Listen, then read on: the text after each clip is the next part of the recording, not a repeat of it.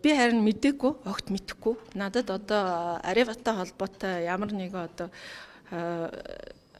100 төгрөгний ч асуудал байхгүй л хэдий хэлээ. Одоо тэгээ 100 төгрөг нэг төгрөг ч юм одоо тийм үстэй. Хэрвээ тийм асуудал байсан бол би энэ асуудалтаа хариуцлагатай ямар нэгэн байдлаар одоо хариуцлага хүлээхэд бол бэлэн байна. Тухайн үед яг Арива компанид лиценз олгох асуудал юу яаж явсан бэ? За сайн хэлсэн. Би цөмийн энергийн газар байхдаа өмнө бол энэ одоо цацраг итгэх ашигт малтмалыг хариуцдаг байсан. За энэ цөмийн энергийн газар татан богдснаар энэ ашигт малтмалын одоо асуудал бол манай ашигт малтмалын газарт эрхэн шилжиж ирсэн. За энэний дагуу бол бид нар хайгуулын тусгай зөвшөөрлүүдээс одоо бүх асуудлууд нь ерөнхийдөө бол эрх зүйн хувьд асуудалгүй байсан 3 тусгай зөвшөөрөл дээр Аривагийн одоо 3 тусгай зөвшөөрлийг бол олгосон. За энэ нь бол яаж олгогдохын гэхээр зөвхөн ашигт малтмалын газрын дарга мэдээд олгочдөг зүйл биш ээ.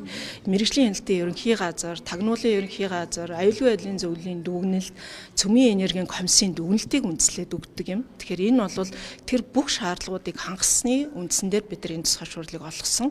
Харин ч тийм ч учраас өнөөдөр одоо энэ тусгай зөвшөөрлийг олгосноор бид нар энэ туршилтын үеийн хайгуул нь хийгдээд одоо өнөөдөр энэ төсөл хэрэгжиж байгаа. Ер нь бол шар нутгийн төвшөнд бол одоо ямар ч байсан энэ одоо урааныг олборлох нь бол одоо асуудалгүй байна гэдэг дүгнэлтүүдийг бол бүх юмнууд дээр бол өгөгдсөн байсан. Дүгнэлт нь тэрнээс биш өөрийн ч ганцаараа мэдээд өгчдөг ажил бол биш ээ.